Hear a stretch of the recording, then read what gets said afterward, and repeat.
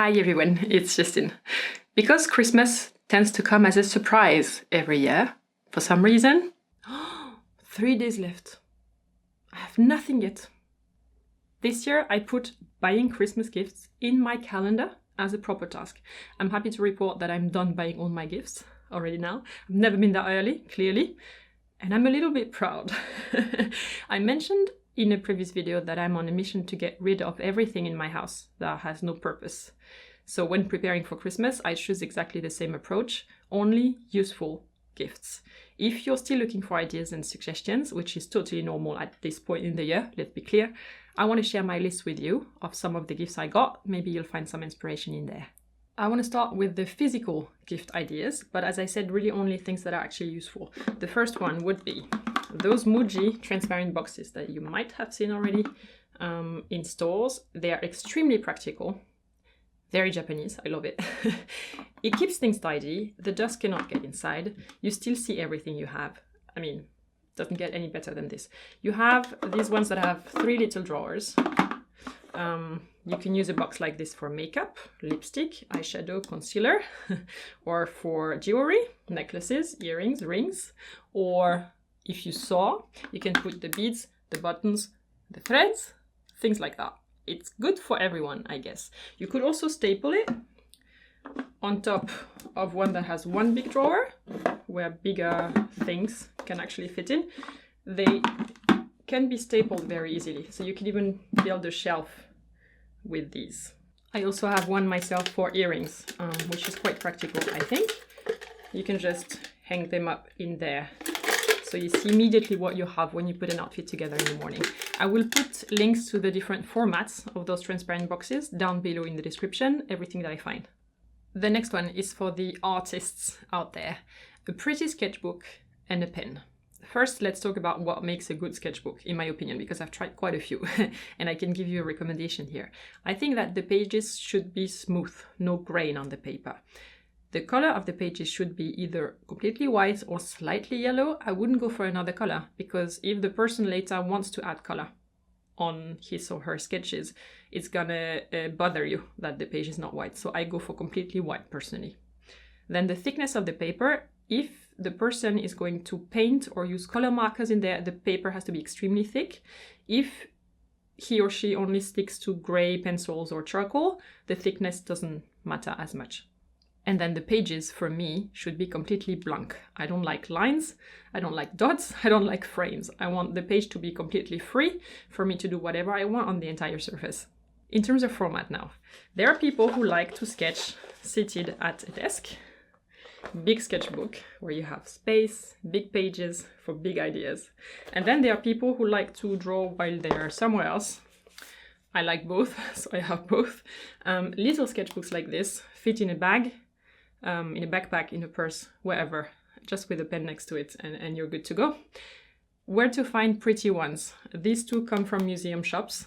I really like museum shops. I was in New York last week. I visited the MoMA. That's an example of an amazing museum shop where the covers are inspiring. They represent masterpieces by painters or quotes from very inspiring people. I really like sketchbooks from museum shops, so you can have a look in there. Otherwise, you'll find pretty ones online as well. I don't usually document in vlogs when I'm traveling, because you can't just press record anywhere in public. But usually I try to share impressions in my Instagram account, in my stories. So if you follow me there, you know that I was in New York and you saw some impressions from that MoMA visit. In terms of pens to gift together with the sketchbook, I can recommend to go with a set of gray pencils and or a set of charcoal pieces. You can do a lot with that already. Or you stick to black ink and you take pens with different tips, from very thin to very thick. That doesn't bleed through paper. Black ink is fine. Then a gift that keeps memories. An Instax camera. It looks like this. It's a lot cheaper than a Polaroid camera. It also works with film. Same principle. You put the film in there. And when you take the photo, it prints instantly. The photo comes out right here. I love the idea of taking analog photos because it forces you to think a lot more about the moment and about the photo that you're choosing to shoot. You probably won't shoot 10 because film is limited. You will just shoot one and make it really good. and I love that idea. Actually, now that I have the camera, I want to add a line to hang up those instant photographs when they come out of the machine. You know, like back in the days, I guess, when people would still develop photos in a dark lab and they would just hang the photos up to let them dry. I want the same system. Comment below, please, if you remember the time when not all photos were digital. Next one, gifting a new hobby. Like, for instance, embroidery. And you'll be gifting a starter kit for embroidery. The first thing you need is, I think for beginners, a piece of even weave. That's a piece that I found in London. I tried it. I think it's perfect for beginners because it's very regular and you really almost see the gaps in between the weave. So it makes it very easy. I will link that below if I find it. It's DMC. Then you will need a hoop, embroidery hoop, small one, big one. Embroidery takes time. So this is huge for embroidery. This is enough to start with. You will always protect the inner ring. You have 2 hoops in there. The inner one will be protected by wrapping it in a piece of muslin so that it never scratches the fabric that you're going to put on top of it. So this is enough. This is like a hand palm. That's all you need. Then you want needles. I like chenille needles. I found this in London, not in New York, it's in dollars. So $2, it's very cheap. Chenille needles. Also tapestry needles, if you like. They are a bit rounder, they're a bit easier, unless you're doing something very precise, they might even be enough to start with. And I also have ribbon embroidery needles, because I like to embroider with ribbons, but that's up to you, that's bonus. Then you will need a pair of little, very sharp and very precise embroidery scissors. You can't really use regular ones, they're just too big and they're not pointy enough. So this is what you need, it's also very cheap. Then you will need a couple of colors, so you can make a selection for the person. I really like the brand DMC because it's cotton pearl, it's called coton perlé in French. It's very lustrous and very well spun together. There are cheaper brands than this, but then as you stitch up and down and back and forth a lot, the thread will kind of unravel a little bit. It will become hairy and fuzzy, whereas these ones look great once your work is finished. And on top of that, if you want to gift an embroidery book together with the starter kit, I will put some recommendations of good beginner books down below. The next gift is more expensive but literally lasts forever. It's an Otley backpack. Looking like this. Otley is a German brand, can you tell from the name? It's the backpack that couriers use when they ride their bikes. It's extremely comfortable. It's optimized not to hurt your back. And literally when you wear that full with the laptop and books and everything, you feel no pain. It feels like the backpack is half as heavy as a normal backpack will feel like. It's really, really well engineered. This is grey.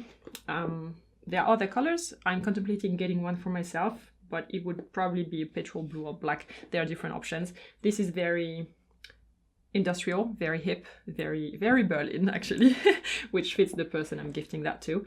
It's completely waterproof and the laptop fits in. This is a really good gift, isn't it? Okay, now I want to shift gears a little bit and talk about virtual presents, the kind that makes people happy without ever cluttering their homes. For a couple of years now, I've had an Audible subscription and I also like to gift it to other people.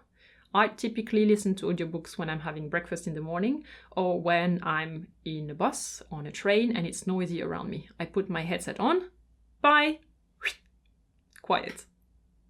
They have a huge library, including fiction, like The Handmaid's Tale, narrated by the main actress of the TV series. They have business, The 7 Habits of Highly Effective People. Biographies, Michelle Obama's new book is in there, narrated by herself, and I love it when the person who wrote it is also the person speaking. It makes so much more sense. Or personal growth is another topic that I like The Artist Way at Work, which helps creativity. Basically, whomever you gift that to, they will find something that they enjoy. So it's like a customized gift. Audible is sponsoring this episode, so you can get a 30-day trial with 1 audiobook of your choice, plus 2 Audible originals for free.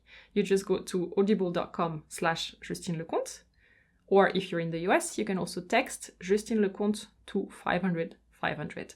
I will also put the link in the description below. Next one, also great for your loved ones who don't live in the same city as you do. Treat them to a so-called experience on Airbnb. You probably know Airbnb as the website where you can book a place to stay somewhere else, but actually they also offer activities, which they call experiences, everywhere in the world. For instance, in Berlin, the historical walking tours are excellent, like Berlin Underground. I recommend that one especially. In Madrid, the cooking classes are brilliant. In New York, I saw last week, and I didn't have time to go, a painting on sneakers class and a tapestry making class. So there is really something in there for everyone.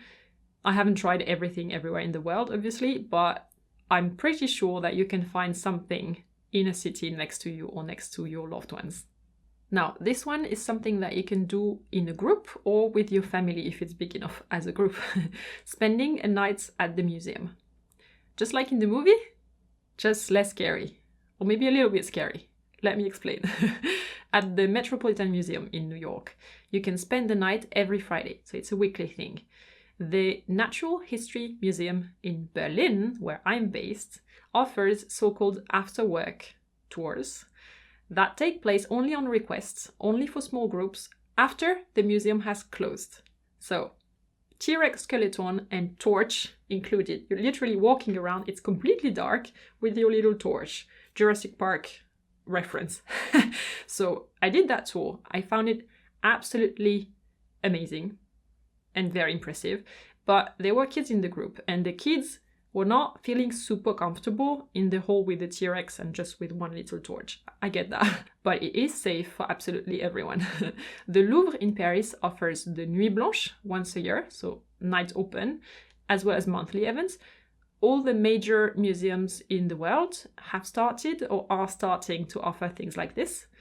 Basically, you're gifting a museum visit, except that it's so special that people really will remember this one. Thumbs up if you enjoy these suggestions and the video overall. Thank you so much. Feel free to add your own gift ideas in the comments below, or your gift wishes, and then you discreetly forward the video to the person who should make you said gifts. That might work, you never know. Don't forget to subscribe to this channel if you haven't done so already, and I will see you very soon in a new video. Until then, take care. Bye.